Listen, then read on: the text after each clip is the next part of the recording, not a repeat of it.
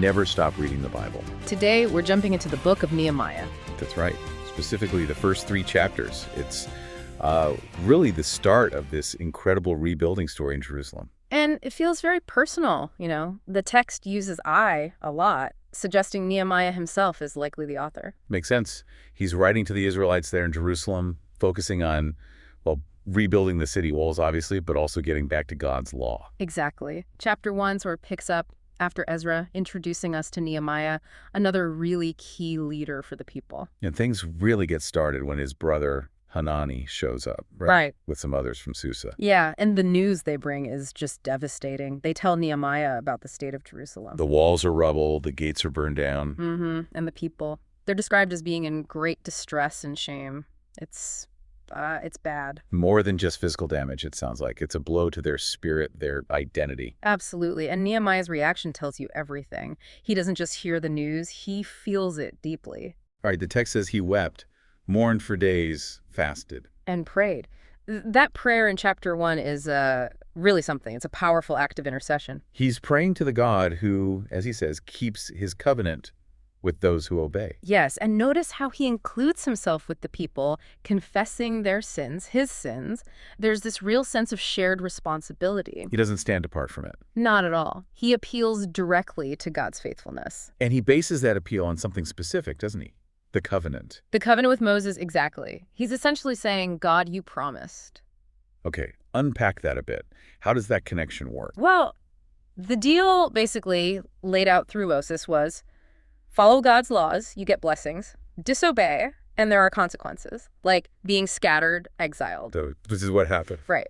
But Nehemiah remembers the other part of the promise, that even if they were scattered to the ends of the earth, if they turned back to God, God would gather them back. Precisely. So Nehemiah is praying for that promise to be fulfilled now, for the Israelites in Jerusalem to be truly gathered back. Okay, so moving into chapter 2 then.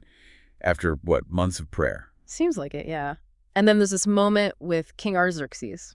Nehemiah is the cupbearer, and the king notices he looks sad, which, as you mentioned, was kind of risky. Definitely risky. You weren't supposed to bring your troubles before the king, but Artaxerxes asks him why he's sad. And Nehemiah tells him about Jerusalem, the city of his ancestors, lying in ruins. And he takes his chance, asks for permission to go back and rebuild it. And the king's reaction is, well, it's pretty remarkable, isn't it? It really is. He doesn't just say yes.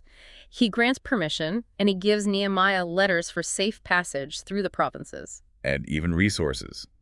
Timber from the king's own forest for the gates and walls. It shows an incredible amount of royal favor. Kind of sets the stage for everything that follows. So Nehemiah gets to Jerusalem, but he doesn't just, roll up his sleeves and start shouting orders. No, he does something really strategic first. He goes out at night, secretly. To check out the damage himself. Why secretly, do you think? Well, probably to get a clear picture of the task ahead without tipping anyone off too early. Maybe avoid stirring up opposition before he even had a plan. Smart. Get the facts first. Exactly. See the reality of the broken walls and burned gates for himself before he tries to rally anyone. It shows real, thoughtful leadership. Then we get to chapter 3.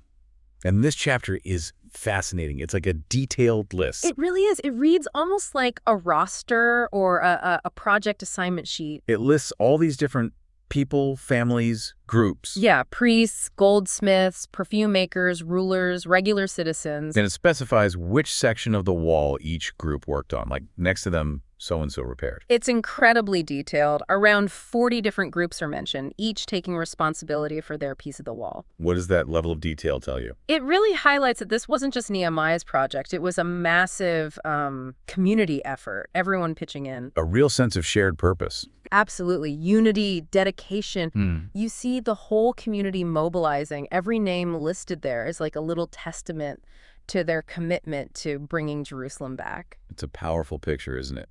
Faith leading to very practical, organized action. And involving the entire community to achieve something huge after such devastation. Really shows what can happen when people come together under strong leadership for a common goal. Yeah, it's quite the turnaround from the despair in chapter 1. Definitely leaves you thinking about how communities can rebuild physically and spiritually. It certainly does. From the Center Studio.